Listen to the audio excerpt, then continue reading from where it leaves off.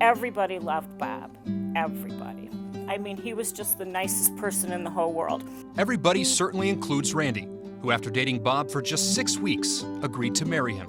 This past May, we celebrated our 40th wedding anniversary. It also includes Bob and Randy's daughter, Gina, a true daddy's little girl.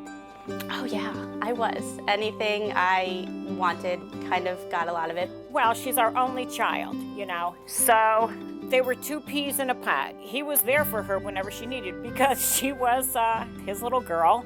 But as much as everyone loved Bob, his body, unfortunately, did not. Bob was the nicest guy in the whole world with the worst health genes. Bob's health issues started with rheumatoid arthritis, then primary sclerosis and cholangitis. He started getting a lot of infections, heart blockage, septic, and needed a liver. And despite his objections, Daddy's little girl stepped in.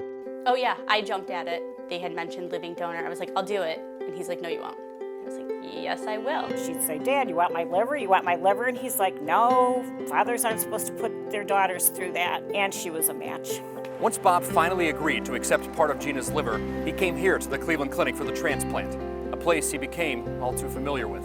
Over the course of the next year, he had 3 operations and 5 stints in rehab, and he did it all with one date in mind. His daughter, Gina, her plan was to be married in August, and through the entire course of his rehabilitation, he knew that he wanted to be there and walk her down that aisle and dance with her. Through a kidney failure and another transplant, a broken hip, and more infections, Bob just kept fighting. He was practicing a wheelchair dance because he wasn't strong enough to stand.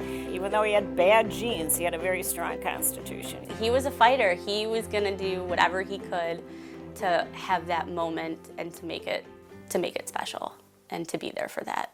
And he really did work hard.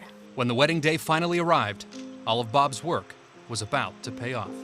When you see someone go through literally 100+ days of rehab with one goal, it proves to me anything's possible. I don't think that I've ever seen him have that much fun before. He was out there talking to people, he was dancing, he had a great time. And I'm just sort of glad we could give him one last party at the end.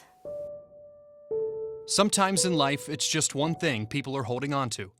One thing driving someone to persevere through it all. For Bob Vogel, it was being there to give his little girl away. He wheeled her down the aisle, he danced the dance with her, he had an amazing time all night. He came home and he passed away 34 hours later.